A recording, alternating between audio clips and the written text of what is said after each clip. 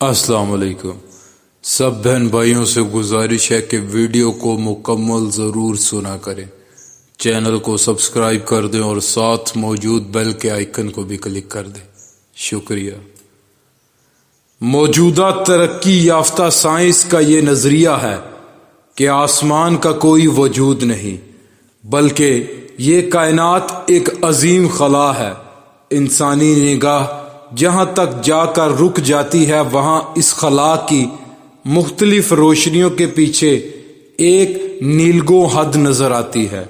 اس نیلگوں حد کو انسان آسمان کہتا ہے، لیکن اسلامی تعلیم نے ہمیں بتایا ہے کہ آسمان موجود ہیں، اور آسمان اسی ترتیب سے موجود ہیں جو قرآن اور حدیث نے بتائی ہیں۔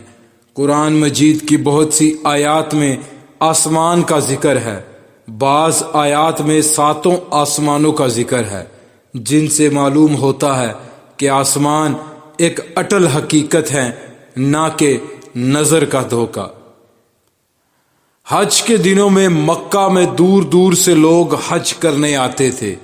یہ حج اسلامی طریقے سے نہیں ہوتا تھا، بلکہ اس میں کفریہ اور شرکیہ باتیں شامل کر لی گئی تھی۔ ان دنوں یہاں میلے بھی لگتے تھے۔ نبی کریم صلی اللہ علیہ وآلہ وسلم اسلام کی دعوت دینے کے لیے ان میلوں میں بھی جاتے تھے۔ آپ صلی اللہ علیہ وآلہ وسلم وہاں پہنچ کر لوگوں سے فرماتے تھے، کیا کوئی شخص اپنی قوم کی حمایت مجھے پیش کر سکتا ہے، کیونکہ قریش کے لوگ مجھے اپنے رب کا پیغام پہنچانے سے روک رہے ہیں۔ نبی کریم صلی اللہ علیہ وآلہ وسلم مینا کے میدان میں تشریف لے جاتے، لوگوں کے ٹھکانوں پر جاتے اور ان سے فرماتے، لوگو، اللہ تعالی تمہیں حکم دیتا ہے کہ تم صرف اسی کی عبادت کرو اور کسی کو اس کا شریک نہ ٹھہراؤ۔ نبی کریم صلی اللہ علیہ وآلہ وسلم کا تعاقب کرتے ہوئے ابو لہب بھی وہاں تک پہنچ جاتا اور ان لوگوں سے بلند آواز میں کہتا، لوگو، یہ شخص چاہتا ہے تم اپنے باپ دادا کا دین چھوڑ دو۔ نبی کریم صلی اللہ علیہ وآلہ وسلم ذو المجاز کے میلے میں تشریف لے جاتے اور لوگوں سے فرماتے، لوگو، لا الہ الا اللہ کہہ کر بلائی کو حاصل کرو۔ ابو لہب یہاں بھی آ جاتا اور آپ کو پتھر مارتے ہوئے کہتا، لوگو، اس شخص کی بات ہرگز نہ سنو، یہ جھوٹا ہے۔ نبی کریم صلی اللہ علیہ وآلہ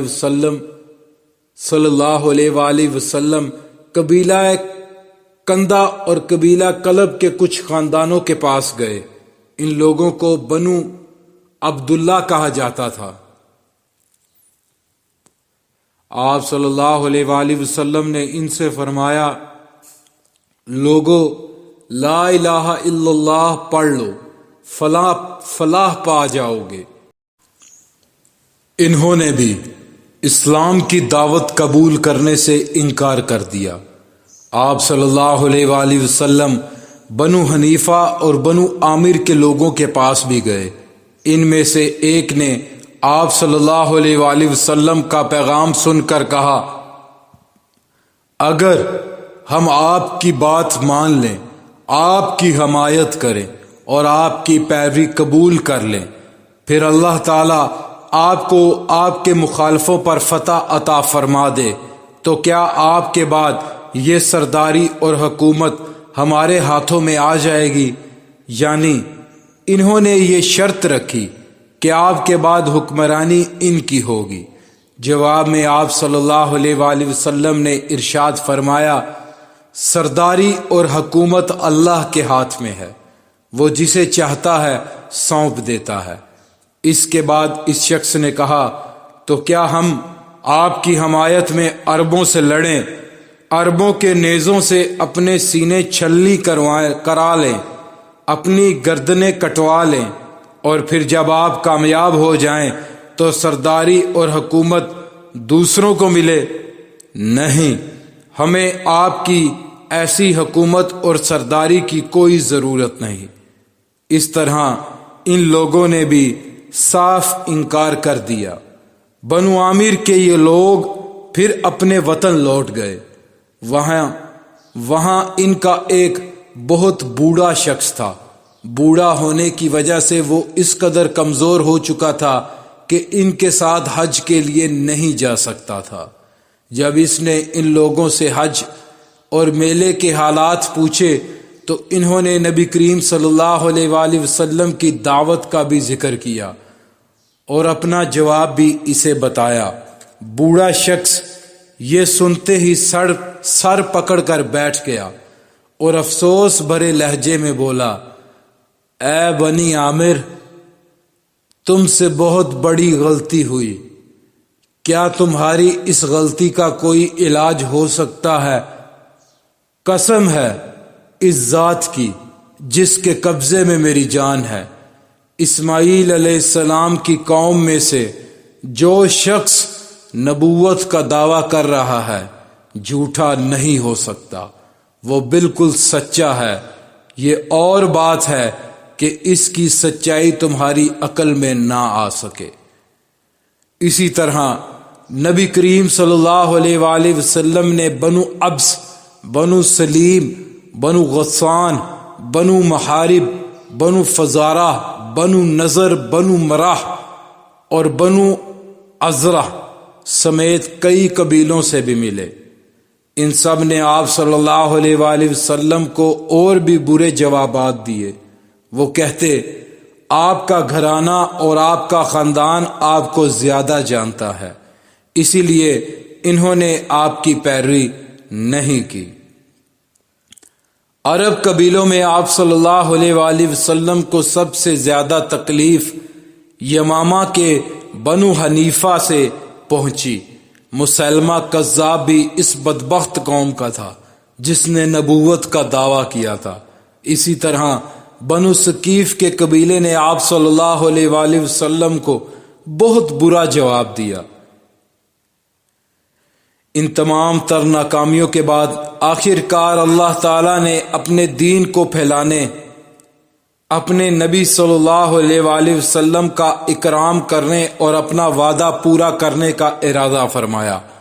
آپ صلی اللہ علیہ وآلہ وسلم حج کے دنوں میں گھر سے نکلے۔ وہ رجب کا مہینہ تھا۔ عرب حج سے پہلے مختلف رسموں اور میلوں میں شریک ہونے کے لیے مکہ پہنچا کرتے تھے۔ چنانچہ اس سال بھی آپ صلی اللہ علیہ وآلہ وسلم مختلف قبیلوں سے ملنے کے لیے نکلے تھے۔ آپ صلی اللہ علیہ وآلہ وسلم عقبہ کے مقام پر پہنچے۔ عقبہ ایک گھاٹی کا نام ہے جس جگہ شیطانوں کو کنکریاں ماری جاتی ہیں۔ یہ گھاٹی اسی مقام پر ہے۔ مکہ سے مینا کی طرف جائیں تو یہ مقام بائیں ہاتھ پر آتا ہے۔ اب اس جگہ ایک مسجد ہے۔ وہاں آپ صلی اللہ علیہ وآلہ وسلم کی ملاقات مدینہ کے قبیلے خزرج کی ایک جماعت سے ہوئی۔ اوس اور خزرج مدینہ منورہ کے دو مشہور قبیلے تھے۔ یہ اسلام سے پہلے ایک دوسرے کے جانی دشمن تھے۔ یہ بھی دوسرے عربوں کی طرح حج کیا کرتے تھے۔ یہ حضرات تعداد میں کل 6 تھے۔ ایک روایت کے مطابق ان کی تعداد 8 تھی۔ آپ صلی اللہ علیہ وآلہ وسلم نے انہیں دیکھا تو ان کے قریب تشریف لے گئے۔ ان سے فرمایا، میں آپ سے کچھ کہنا چاہتا ہوں۔ وہ بولے، ضرور کہیں۔ فرمایا، بہتر ہوگا کہ ہم لوگ بیٹھ جائیں۔ پھر آپ صلی اللہ علیہ وآلہ وسلم ان کے پاس بیٹھ گئے۔ ان لوگوں نے جب آپ کے چہرہ مبارک کی طرف دیکھا تو وہاں سچائی ہی سچائی اور بھلائی ہی بھلائی نظر آئی۔ ایسے میں آپ صلی اللہ علیہ وآلہ وسلم نے ارشاد فرمایا، میں آپ لوگوں کو اللہ کی طرف دعوت دیتا ہوں، میں اللہ کا رسول ہوں۔ یہ سنتے ہی انہوں نے کہا، اللہ کی قسم، آپ کے بارے میں ہمیں معلوم ہوا ہے یہودی ایک نبی کی خبر ہمیں دیتے رہے ہیں اور ہمیں اس سے ڈراتے رہے ہیں۔ آپ ضرور وہی ہیں، کہیں ایسا نہ ہو کہ ہم سے پہلے وہ آپ کی پیروی اختیار کر لیں۔ اللہ پاک پڑھنا اور سننا قبول فرمائے، اللہ پاک کمی کوتاہی معاف فرمائے۔